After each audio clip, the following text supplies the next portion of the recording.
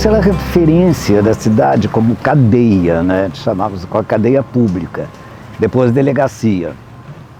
E durante um tempo que eu trabalhei como chefe de gabinete, as correspondências oficiais eram enviadas através do rádio telegrafia da cadeia aqui. Então eu vim aqui diversas vezes passar, e nesse período eu conheci a cadeia como ela era.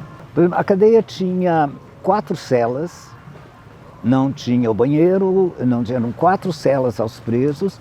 Eu tenho a impressão que a primeira cela, logo de entrada, era a cela das mulheres, porque os homens estavam sempre nas outras 3 celas ao lado.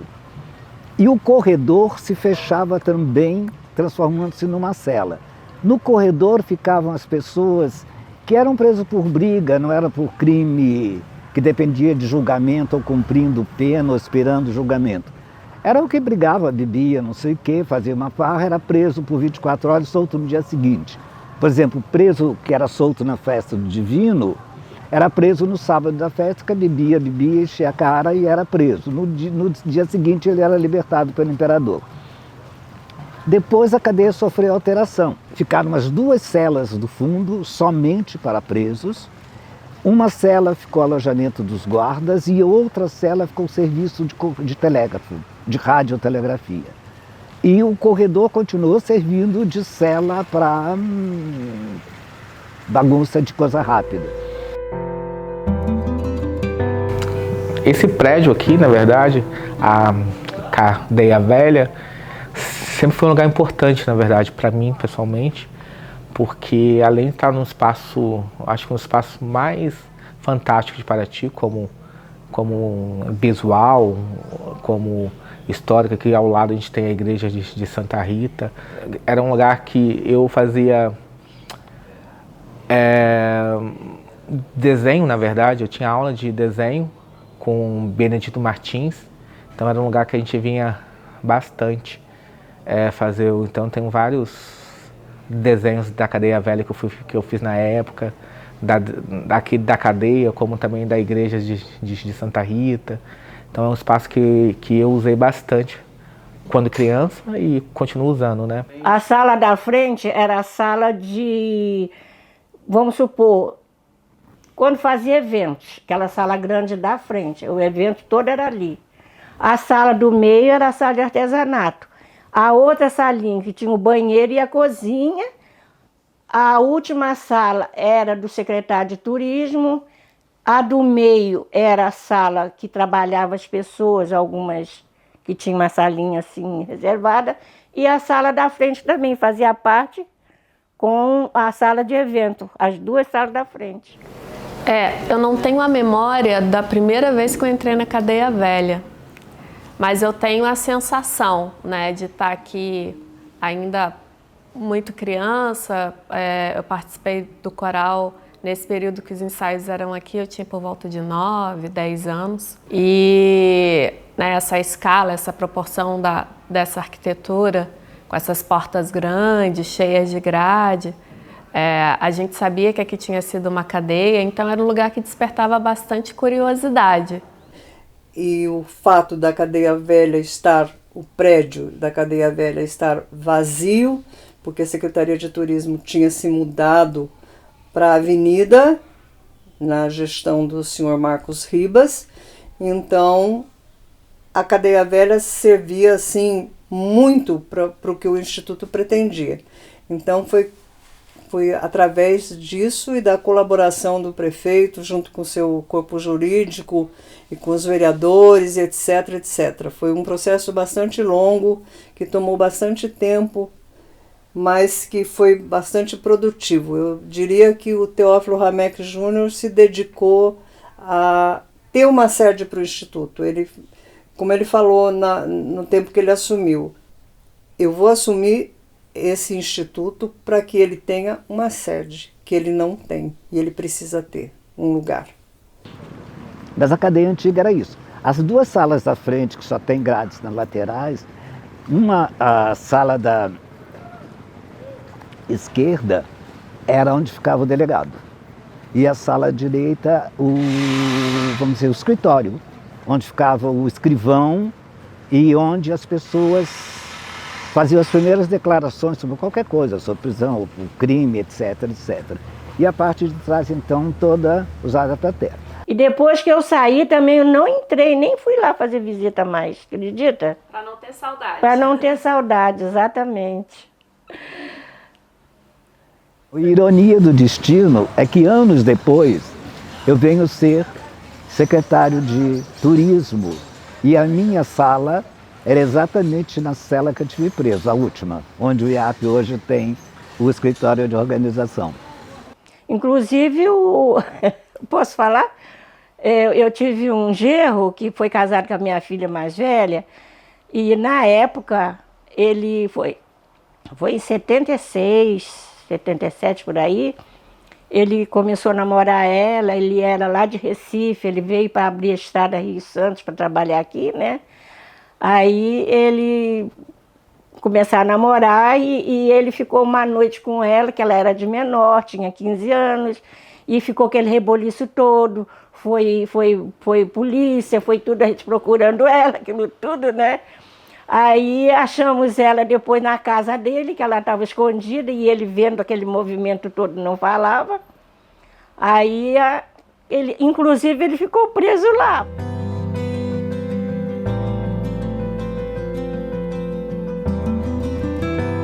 Eu comecei na Secretaria de Turismo, foi em 1985, mas eu já estava um período na prefeitura, bem antes, que é em 73 eu comecei a trabalhar na prefeitura. Aí eu fui para a Secretaria de Turismo, quando o Zé Cláudio entrou para a Secretaria de Turismo, que o Edson Lacerda me retornou para lá, né, para fazer o serviço da Secretaria. Então, aí eu trabalhava como limpeza geral, né, no prédio todo, e participava como é que chama? Quando tinha eventos, né, que ele fazia muitos eventos lá, né, e aí eu participava de tudo, sabe? Eu entregava convites na cidade inteira, eu que saía para a cidade, quando era evento, eu entregava convites essa cidade inteira, andava aquilo tudo. Eu sinto falta. Quando eu me aposentei, eu senti muita falta do meu trabalho.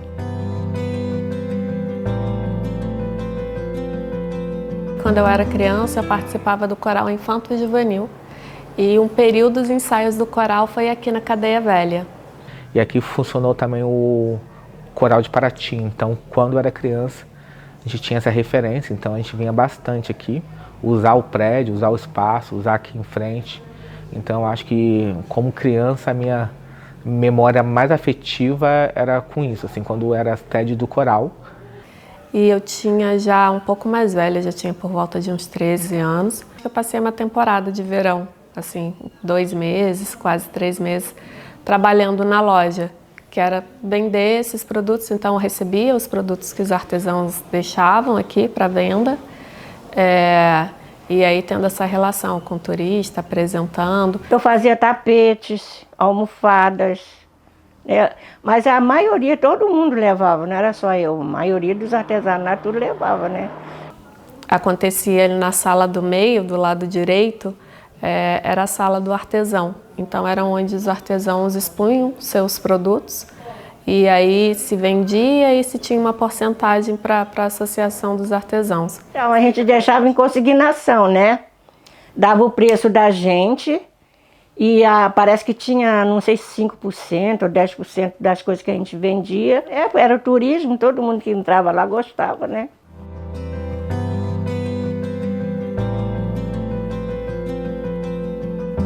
Eu trabalhava na biblioteca, junto com a bibliotecária, e a gente que organizou todo o começo durante muito tempo e eu nunca desliguei da biblioteca. É bom deixar isso bem claro. Essa biblioteca nunca pertenceu ao Instituto Histórico. Ela sempre foi vista como Biblioteca Municipal Fábio Villaboim.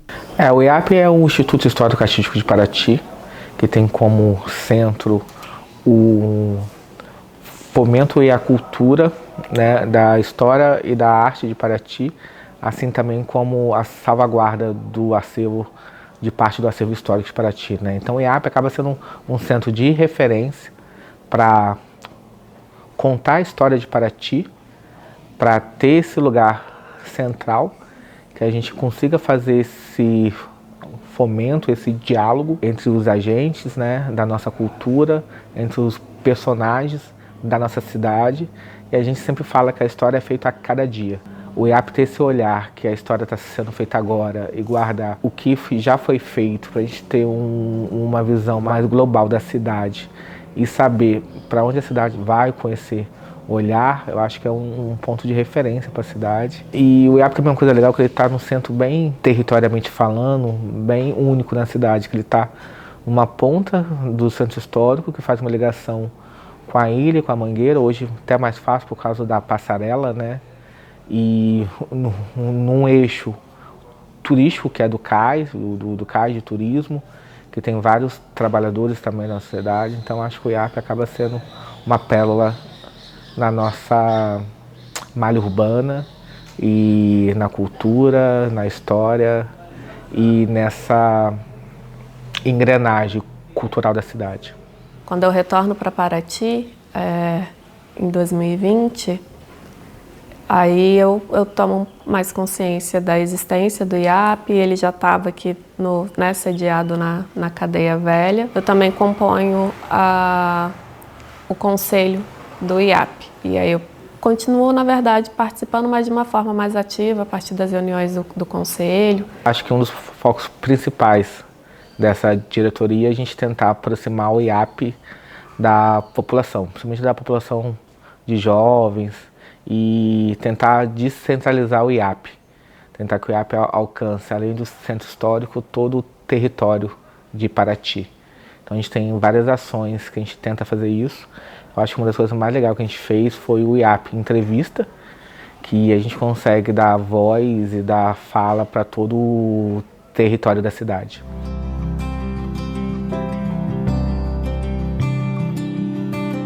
Eu tenho saudade da cadeia. Da cadeia, do local, né? Do local dos amigos, né?